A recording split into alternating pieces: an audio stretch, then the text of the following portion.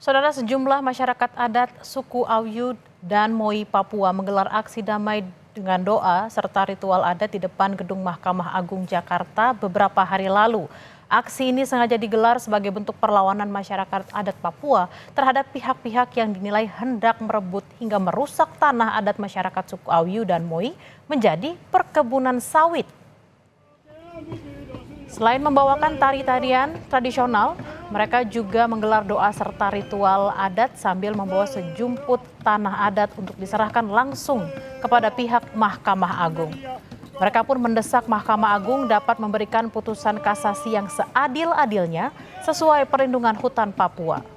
Masyarakat adat pun meminta Mahkamah Agung dapat cermat memeriksa perkara gugatan suku Awyu dan Moi dengan mengedepankan aspek keadilan lingkungan dan iklim bisa berdampak luas. Perwakilan dari suku Moi dan juga suku Awyu sedang berada di depan Mahkamah Agung untuk memanjatkan doa dan ritual adat sebenarnya. Tujuannya adalah supaya para hakim agung yang akan memutus perkara mereka yang sekarang ada di level kasasi akan memberikan putusan yang memenuhi keadilan mereka.